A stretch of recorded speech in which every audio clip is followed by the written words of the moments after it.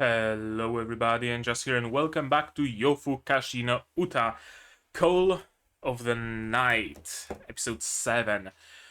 We are in the second half of the season already, and it seems like we are picking up a little in the event and story department, I guess you could say.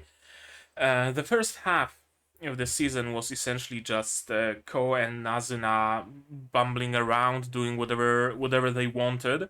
Now, some interesting things are entering the show. We had the office lady character who was portrayed in a very realistic way, right? She didn't just get her worries magicked away.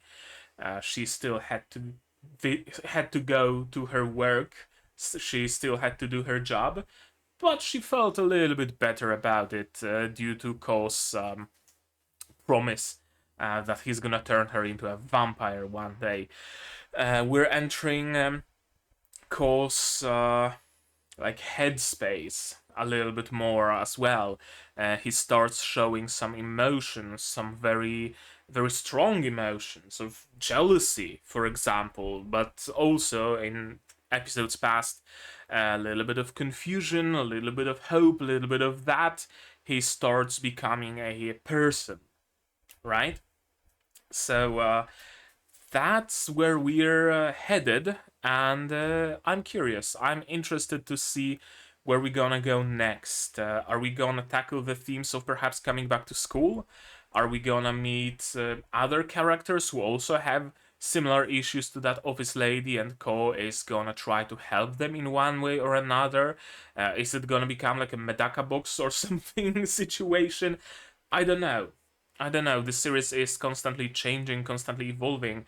It's fairly hard to predict where it's gonna go, and we're gonna have to watch this episode if we do wanna know where it goes. In the previous episode, as I mentioned, we had the massage and we had the pool, so those were very cool scenes, and we ended up with Ko and Nazuna going swimming in a school pool, and nothing that would really like tie us in with future episodes, with episode 7, for example. So yeah, that's where we left off. But before we start, I just want to show you something. I felt the call of the night, and I visited a place, and I took some photos. I have them all on my Discord, but I thought I'm just gonna show you a really quick slideshow. Doesn't it look just like scenes from Yofukashi no Uta? It's an old train station. Used to be a train station in the building to the left here. There are bars, cafes, restaurants, and stuff like that. And on the outside, they have those like glowing neon tubes hung up and recliner chairs. And it's a cool place to visit at night. And I went there at night, and I didn't do much. I gave the local cat some water, and and that's basically it. But it was fun. Going out in the city at night can be fun. I fully understand, Ko. Right, with all that out of the way, we can start watching. And to do that, you guys are gonna need your subs, and I'm gonna need my sound because I don't wanna miss out on the music for sure. And also your support. I have to ask for your support on Patreon, thrown in the description if you want, or if you don't want to spend any money, share my content, spread the word, subscribe, all that stuff. That also helps the channel a lot, bringing in new people, showing YouTube algorithm that people are interested in my content. All of that really helps the growth of the channel. And right now, with all that, we can start watching episode 7 of Yofukashi no Uta in 3, 2, 1, go.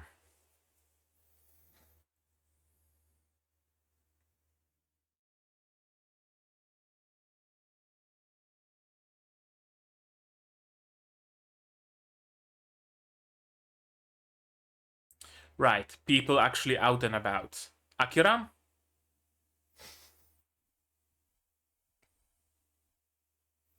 Whomst?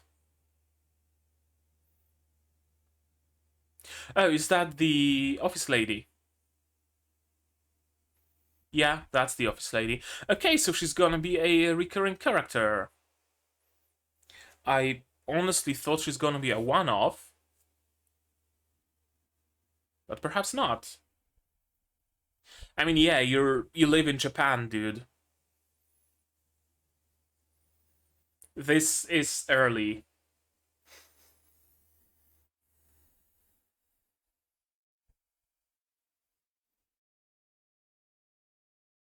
I love the detail of this tiny little hair on the nape of her neck.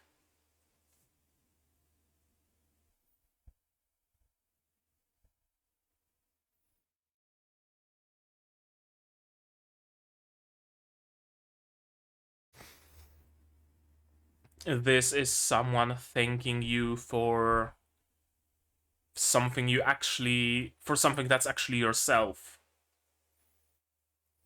not for how well you played a role of a helpful student, but for you being genuinely helpful from the depths of your heart. That hits different, doesn't it?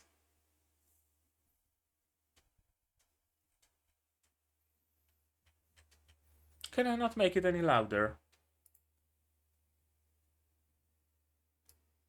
There. Windows Mixer.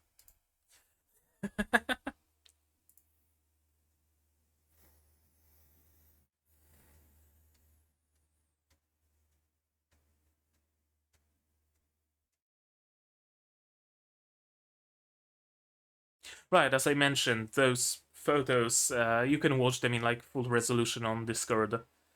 Whenever I go out, visit the city, walk around, take some photos of, I don't know, some cathedrals and ducks swimming in the city moat and stuff like that, I upload some of them, or all of them, on Discord.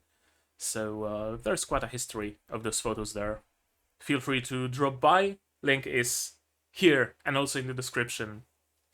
How does that work for a segue to show my Discord server?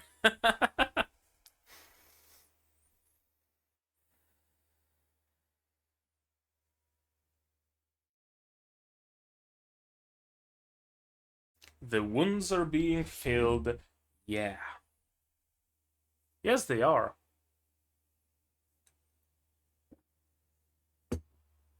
Earl Grey with lime.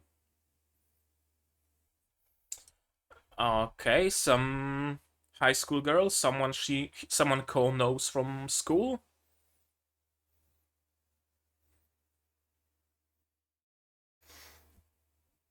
Oh, Gyaru. Hello, Gyaru-chan.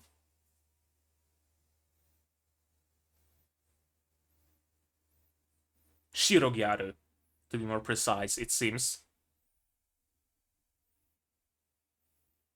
What you think of what?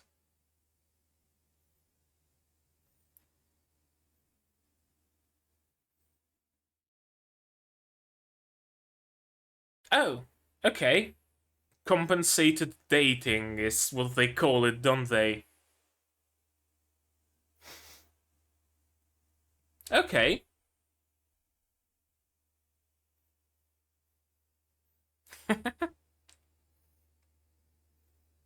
I guess we found a new friend.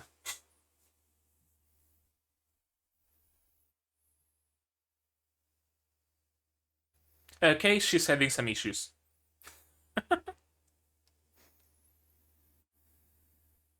But you are. Is that it?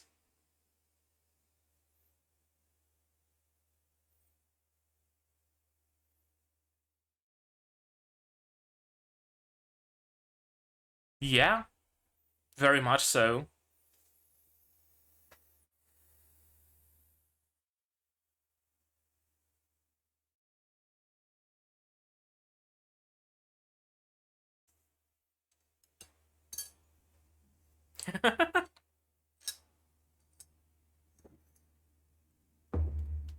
I mean, she's wearing clothes like that for a reason. No, she fancies you?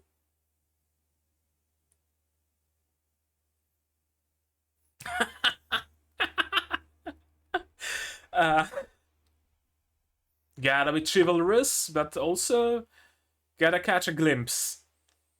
And she's a fang. Is she a vampire? Nazuna's friend? Or just a random Josh Kosei with a fang? It's empty.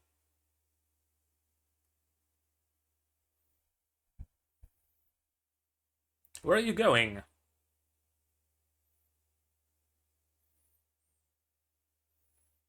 That's depression. That's depression.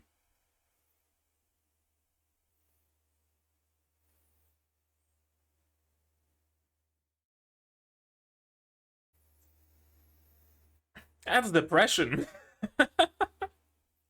I would know.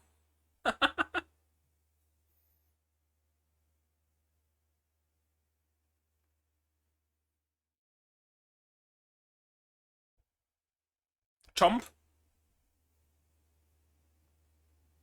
Okay, so yeah, a vampire. Oh, okay, Nazuna to the rescue. Oh! Excuse me?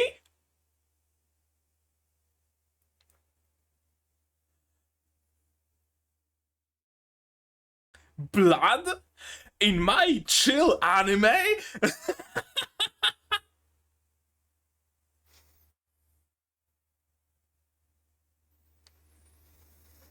Is it gonna turn into a fucking combat shonen?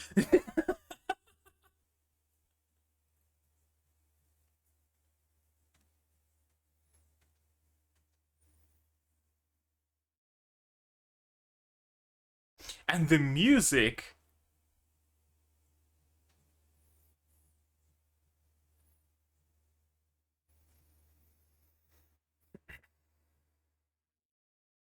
Having fun.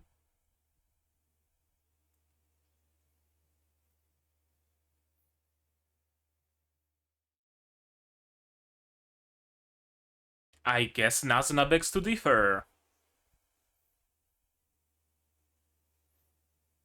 Oh, okay. Some nice combat. Some nice combat indeed. Another one. Okay. That's a lot of vampires.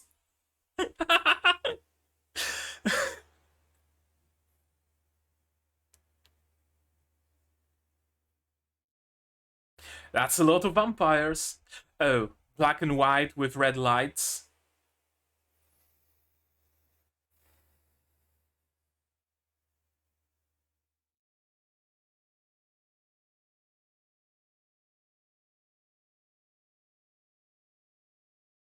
I like her blouse. Superhero landing? Superhero landing. Another one! 3 more! Why not?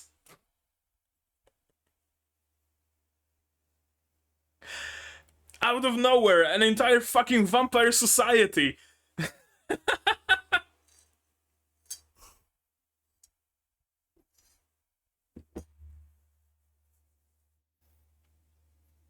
Yeah.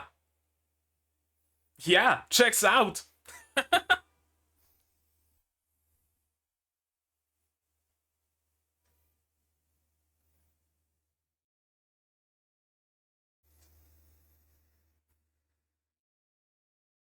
Okay, seems like a very easy out.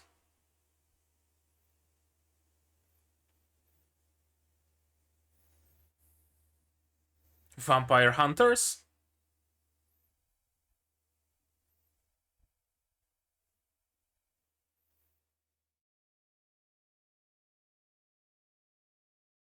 What about Nazuna? He's straightforward.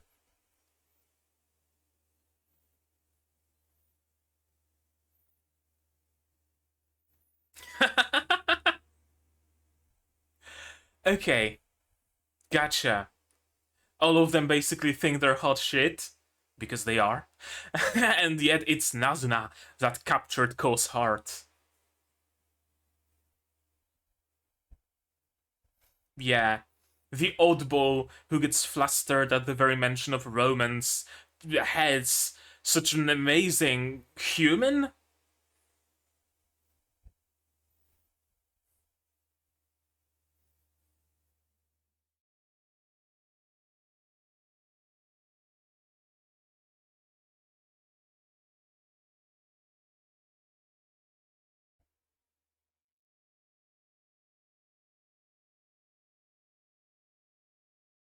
For you.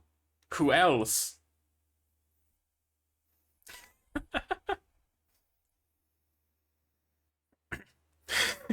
Of course I am, but it's still insulting.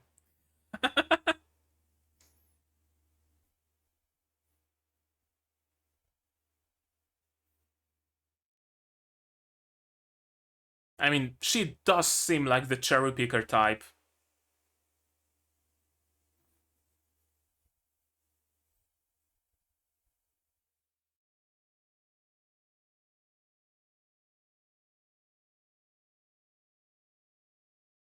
Problem is, Kou doesn't understand romance, doesn't understand relationships and stuff like that. Okay, so Nazuna is an oddball, even among vampires.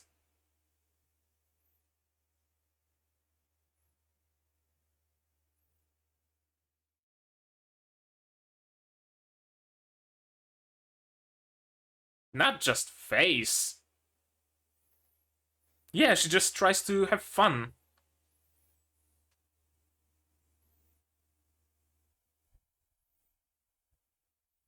Yeah.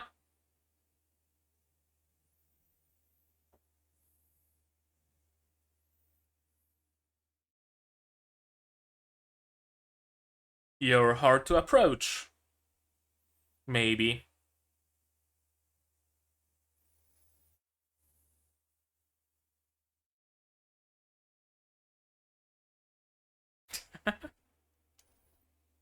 Yeah, it is just a girls' sleepover.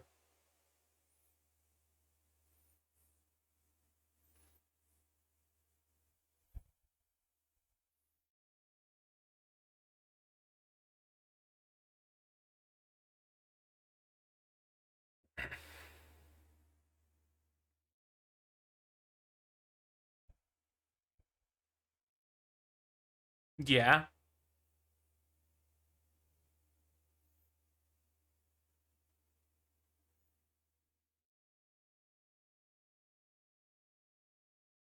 Kou could technically expose them.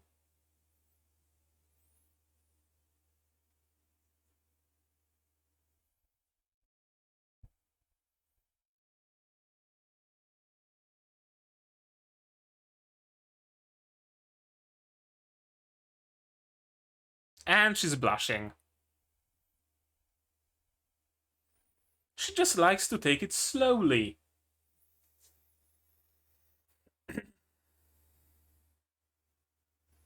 Okay, so both Kou and Nazuna are willing. They're simply useless in romance. Both of them.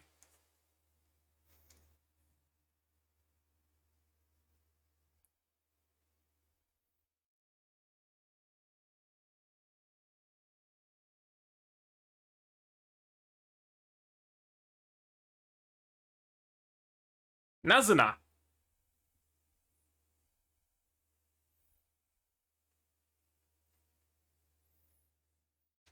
draping her hand over him or something, sitting in his lap. No, that wasn't natural at all.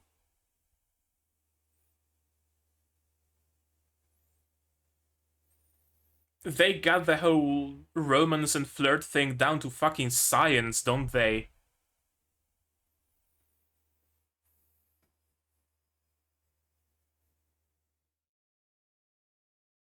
No. He doesn't have a type. That's the problem.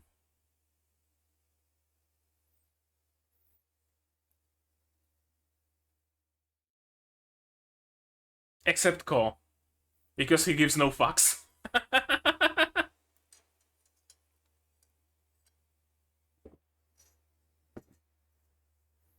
Yeah,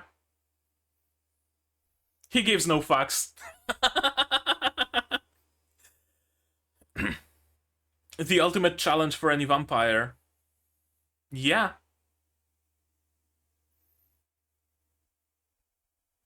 yeah, that's his problem.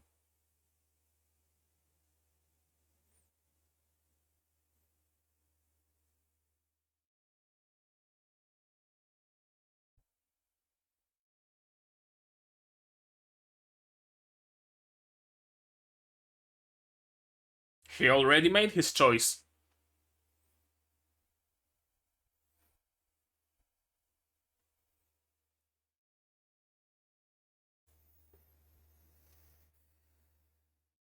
Yeah, it's been his goal since the very beginning.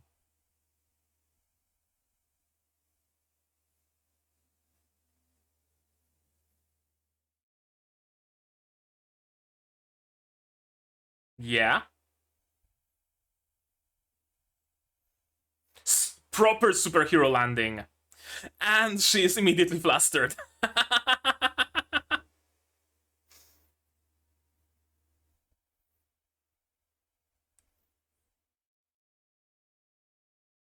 Yeah, she's blushing like mad.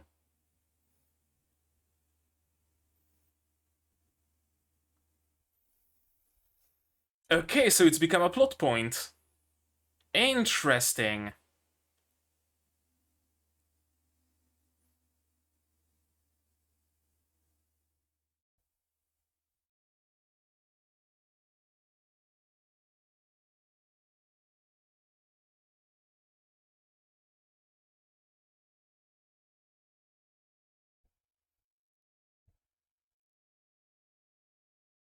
You gotta make offspring.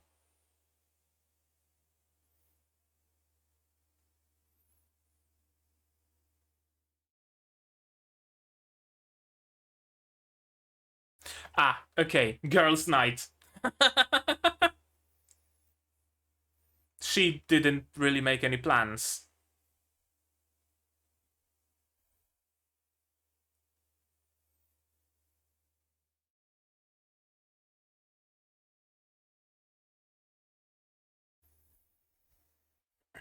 Nazuna the loner.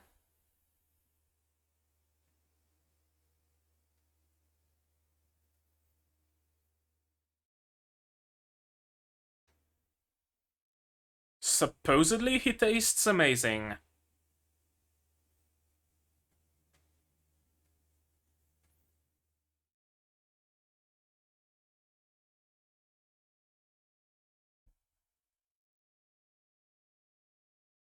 Yandere vibes? Okay, I like Nazuna even more now.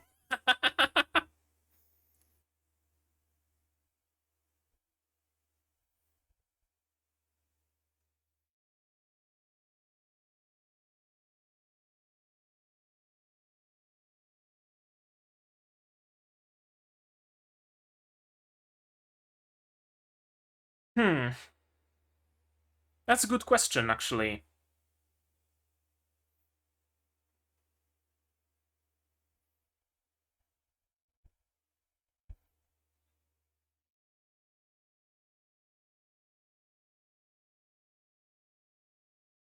Yeah, that's basically all that there is to the story.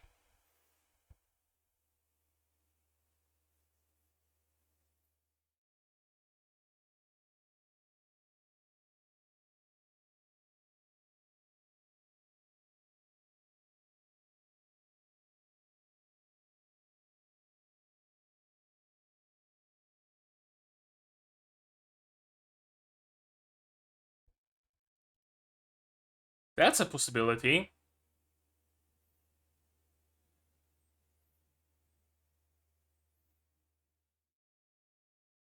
And he's been trying ever since.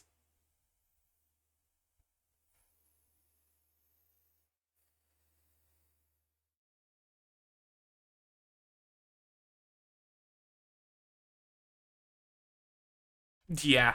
Probably.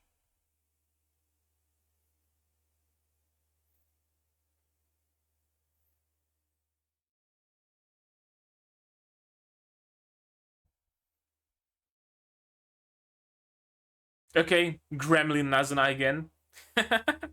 I mean, yeah, it is.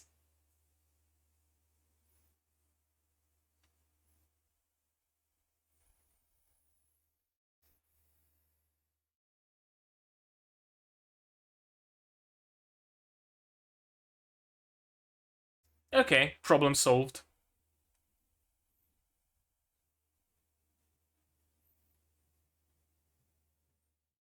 Are they gonna be hanging around?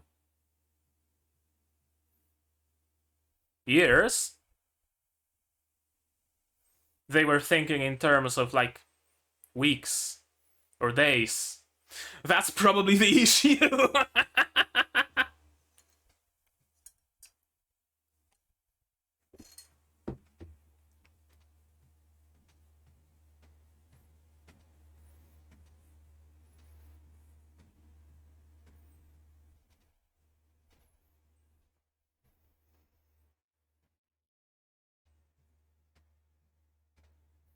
Now we have a whole group of vampires. All of them had to go to that city. When I was out at night, I didn't meet any vampire. The injustice.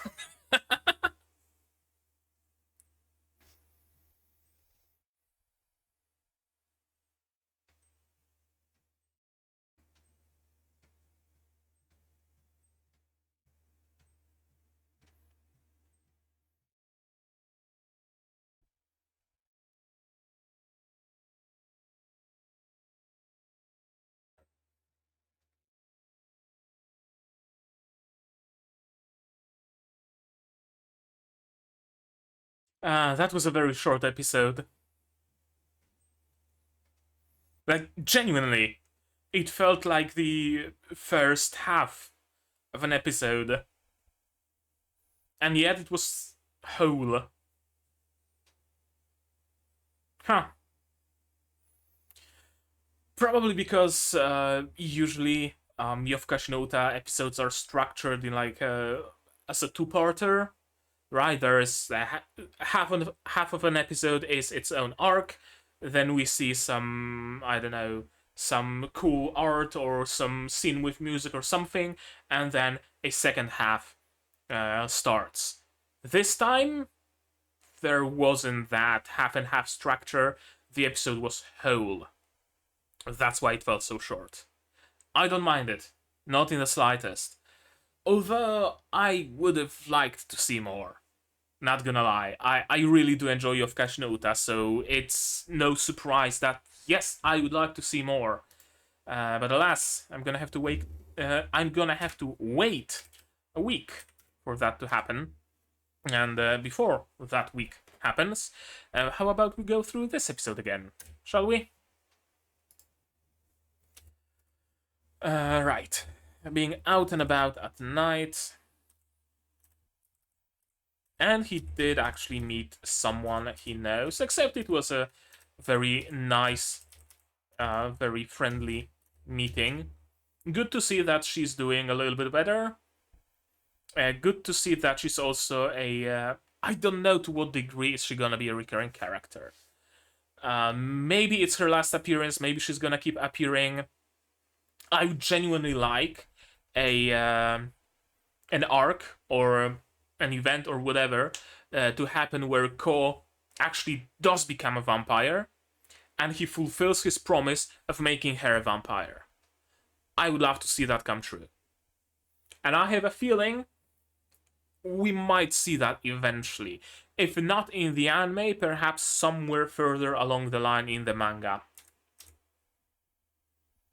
I went out of my way to be helpful at school. Yeah, he was praised. Yeah, he was praised for the image of himself being a lie. He was praised for his fake self. He wasn't praised for who he really is. This time, he was praised for who he really is. And that hits different. Because being praised for who you're not kind of reinforces that mask of being that person, because that person who I am playing the role of is getting all the praise. So if I want to get all the praise, I need to keep being that person. If you get praised for being the way you are gets reinforced, and you slowly start shedding the mask, the persona. And it's cool that Kou is finally starting to get praise for who he is. I like it. I really do like it. He's getting some whatchamacallit, acknowledgement. And it seems like I thought that at least some of those characters were from Kou's school, but it seems like it's only Akira who's from his school. The others are vampires. Although there is one that we haven't seen, the one in like white shirt with a pink collar. No, she. Okay, yeah, those by the table, all 5 of them are vampires, including Nazuna. So that's 6 of them. The blonde dude, we haven't seen yet. And here comes a Gyaru, the most dangerous creature that walks the earth. Coincidentally, I've been reading Yanchagal no Aijo-san recently, and this scene really reminded me of Anjo-san approaching you would say like a loser, loner dude, approaching him and teasing him, flirting, stuff like that. Really reminded me of Anjo-san. But we know that she has ulterior motives. She wants to suck his blood. I mean, if that's the price I have to pay to hang out with a Gyaru, sign me the fuck up. An innocent question, yeah, and she's bored, and so is Kou. Yeah, you don't sound convincing when you're ogling like that. She doesn't seem to mind, though. So, what's the harm, right? What's the harm in being chivalrous and at the same time catching a glimpse? Darkness, grayness. Initially, I thought that this scene is gonna be more like emotional, maybe like kind of a bleakly emotional, where we go through her depression and maybe Kou's depression, and we try to work it out, and that's what the loss of light, loss of color signifies. But it seems like it signifies danger, not so much drama as danger, and that's something I'm gonna have to keep in mind. That light being lost doesn't always mean drama. It means negativity in general, if you can call this situation negativity. It's danger, it's not drama, it's like danger, combat, fight. She's a vampire, of course she is. Well, I say of course, but it was a surprise. I joked at the beginning that, she has a fang, maybe she's a vampire after all. What do you know? She actually is. That's a cool sequence. That's an amazing sequence of running. If Yofukashi no Uta's tag on Sakugaboru isn't full of cuts like this, someone did something wrong on Sakugaboru. I'm gonna have to, I don't know, start uploading these cuts myself if I don't see them over there. Magic hand. And a hand being lost. With blood. Not even like censored blood, not even just a hand flying off like you sometimes see in anime that's otherwise very, maybe not PG, but like low on violence. If something really violent happens, it is very often diminished. This is not diminished. Those are splatters of blood. Blood is going fucking everywhere. And the color returns. With Nazuna's arrival, the color returns to the scene.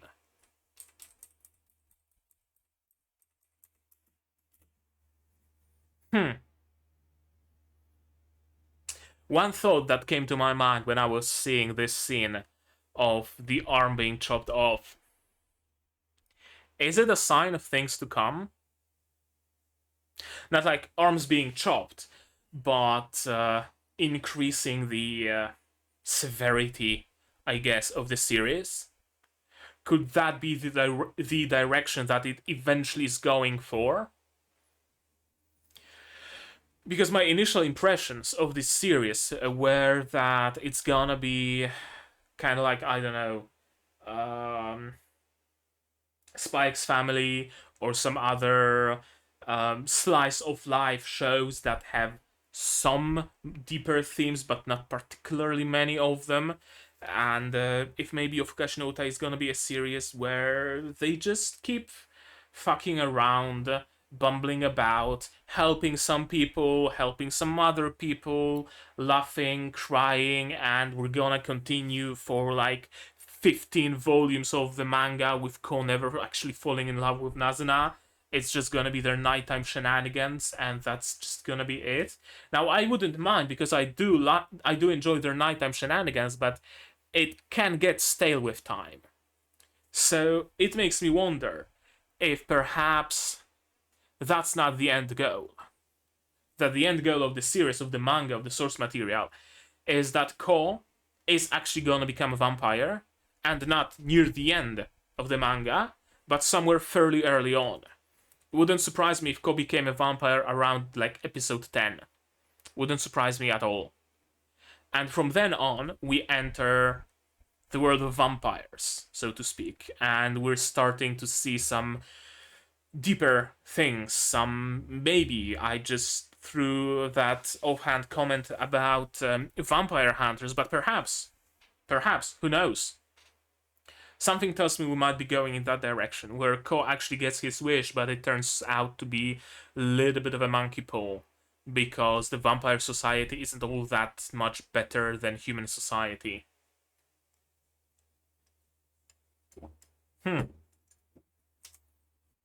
Yeah, I wonder if we're actually gonna go in that direction. And apparently, yeah, you have to reproduce. It's like a rule or a law or a taboo or whatever you want to call it, that if you hang out with a human, it's for the explicit purpose of reproduction. Yeah, if you're not gonna make him your offspring, you can let him live, because he's about to expose the existence of vampires to other people. Well, thing is, there's also Akira, who also knows of vampires. What of Akira? I think that also might become an issue eventually. That someone's gonna be after Akira's head because she knows of vampires, and she's gonna have to turn into a vampire. Huh.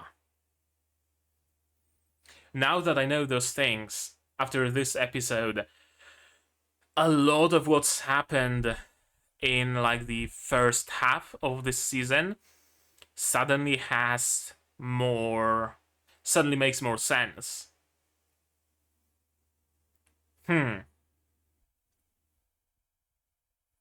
Yeah, like Nazuna using the whole massage thing as a pretext, as a trap to suck blood instead of like seducing people, which is something that vampires usually do. I thought that maybe this series is a little bit different about vampires, that they aren't all just seductresses. But no, they are. Like the normal, regular modus operandi for a vampire is seduction. And each of them worked out their individual way of seducing people, sucking out their blood, and either disposing of them or making them into their offspring. Nazuna is very much an oddball. She's an odd one here. Yeah, the whole first half really gets a brand new context. Or else it's a meal. Yeah. Offspring or meal. No in between. Now, thankfully, Nazuna has fast reflexes. And she's fast. And she's strong. And she knows some really weird attack, like, I don't know, figures. Yeah, we're like finally seeing the actual strength of a vampire. It's not just flight, it's not just, I don't know, phasing through walls. It's also inhuman strength. Vampires are predators. This episode really reminded us of that, didn't it? That ultimately vampires prey on humans. And there's more of them.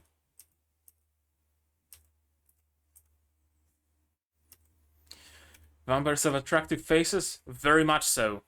Very much so. Like, there is a vampire for every taste, essentially. Like, whatever is your taste in women, out of those 5, 6, including Nazuna, there has to be one that hits your fancy. And I like it. I like that each of them worked out a different way, right? She's playing this like mature businesswoman who maybe has a little bit too much to drink after work and seduces some poor employee or something. You have the goth mummy that kidnapped Kou. By the by, I love Kou's face in this shot.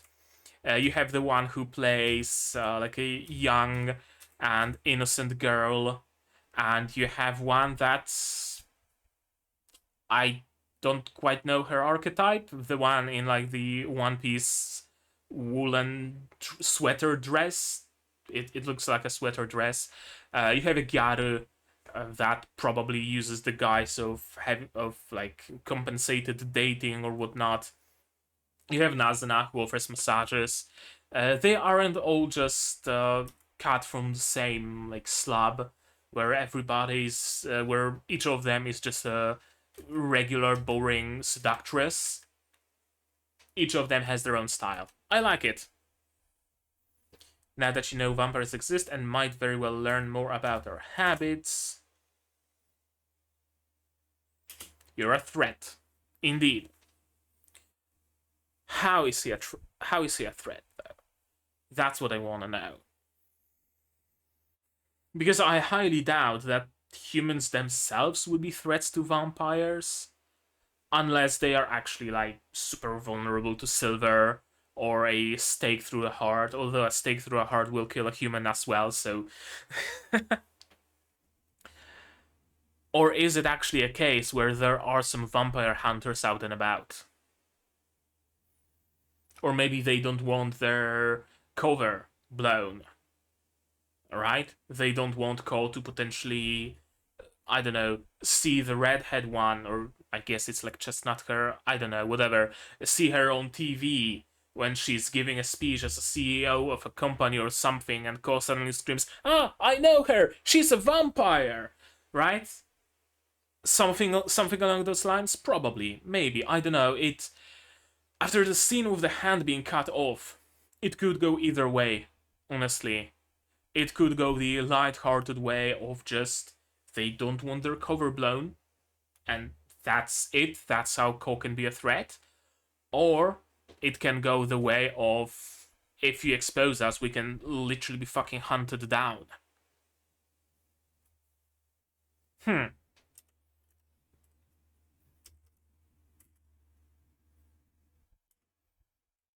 Right, then you have to pick one.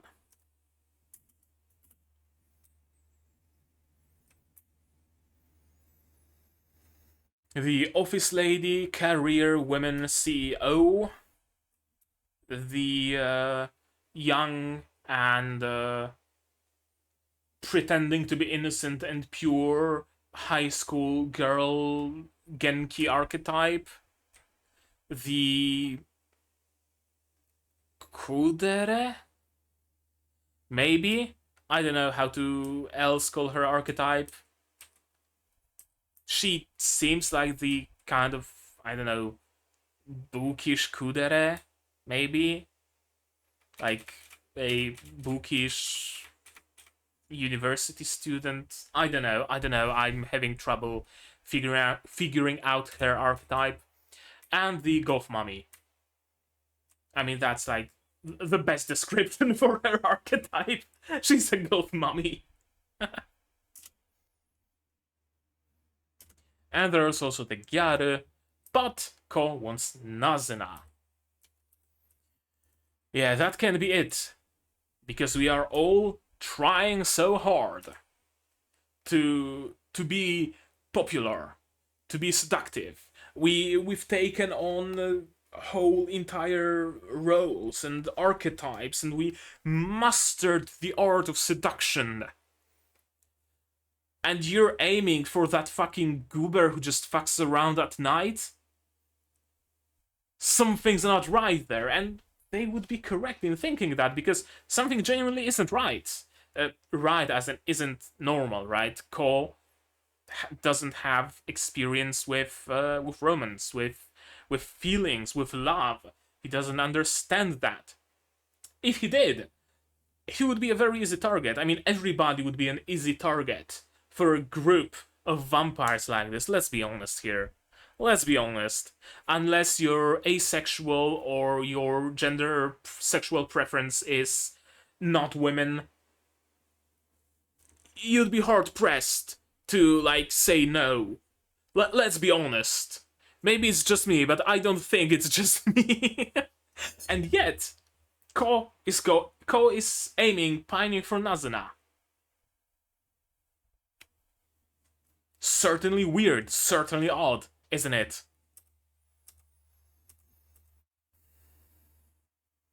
If I had to pick my type, probably Nazuna or the CEO lady. Yeah, I like Gyarus too, but I prefer like Kurogyaru, so I'd rather settle for the CEO lady. Or the goth mummy. And yeah, as I mentioned during the reaction segment, they got it all down to science. How you move your hand, how you speak, how you touch, what gestures you make, what emotions you fake. Everything is cold and calculated. Nazuna, there's no calculations. Nothing. She just bumbles around like an idiot. And she still got Kou. The underdog gets the best prize.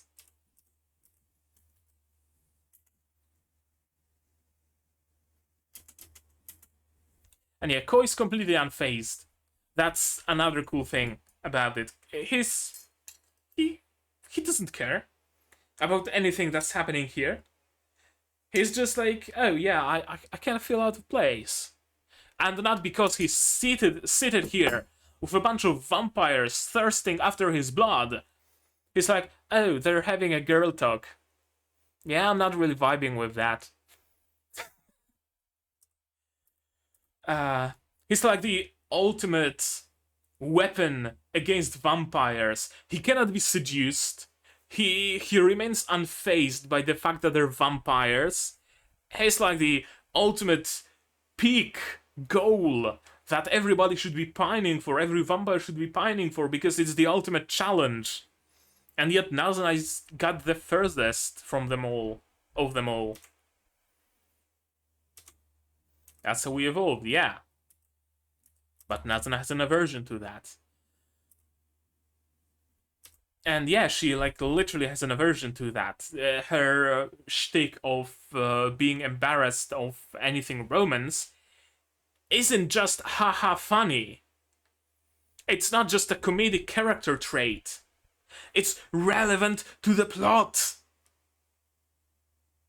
Her being embarrassed by romance is relevant to the plot.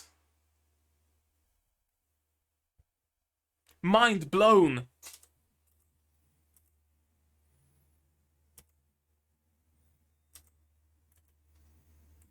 He's the one in danger, yeah. I have no idea. No, you don't. Besides, yeah, I do have plans to make offspring, and she's immediately blushing, immediately getting all hot and bothered.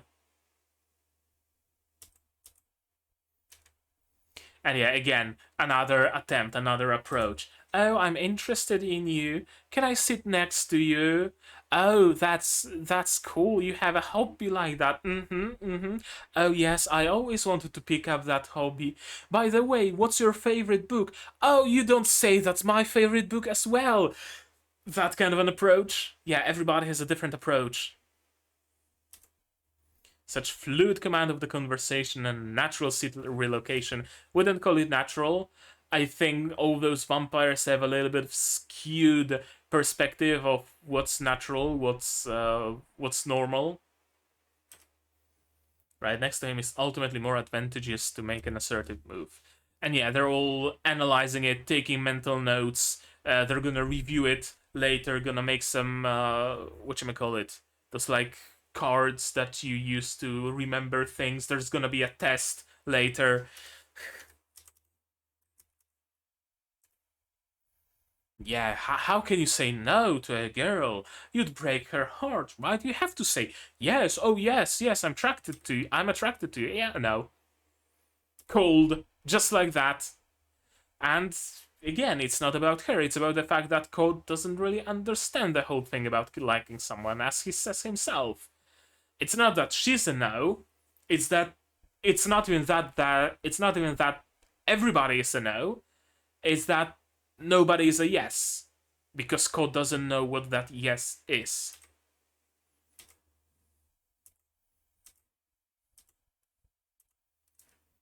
And yeah, you have to either become a vampire or you have to die.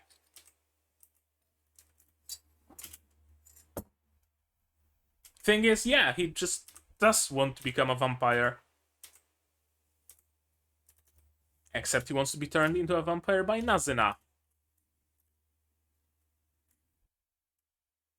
And the mention of love, and you can't see the blush, but you can see the eyes, and you can see the little bit of a pout, and you can see how she froze, and you can immediately see what's going on there. Yeah, her face is all red.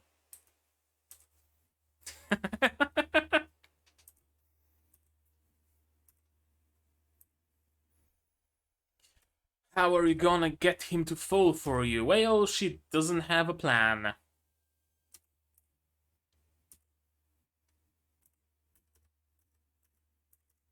And she, again, very much reinforces the archetype of a goth mommy. So intrigued to know what Nazuna's favorite tastes like.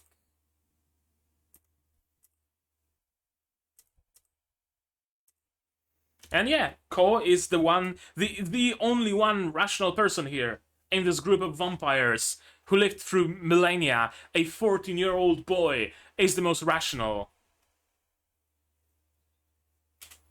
Yeah, she said my blood was tasty, and I want to become a vampire, so I figure it's gonna happen sooner or later.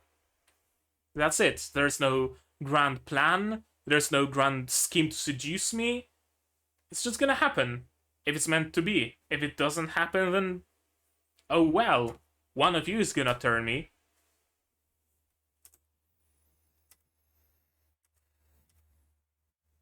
Mm, that depends on Nazuna.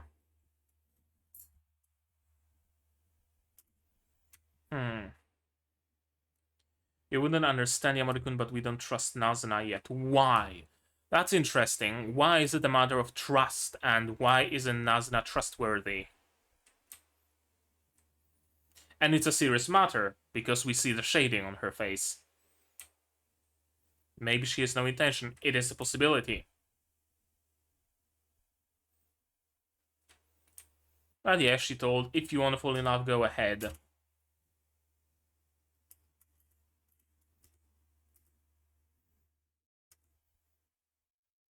Yeah, she'll suck his blood and he can just turn into a vampire whenever. Exactly. If she sucks his blood like every other day, and he eventually falls in love and she sucks his blood, then he's just gonna turn.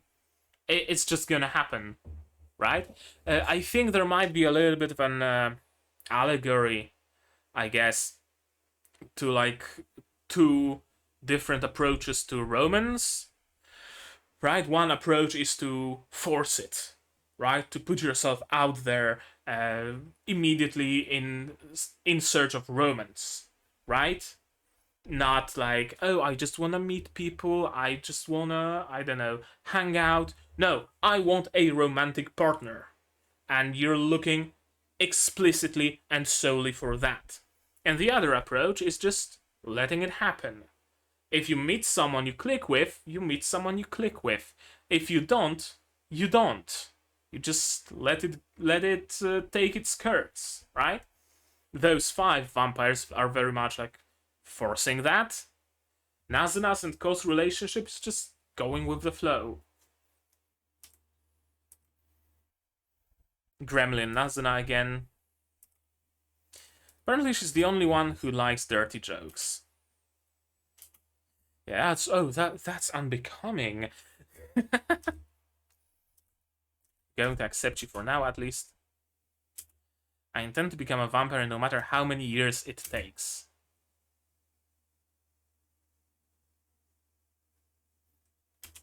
Ah. I'm guessing, again, as I mentioned, they weren't thinking of it in terms of years, more like in terms of weeks, maybe months tops. So we're back to square one. You gonna make him a vampire or we gonna kill him?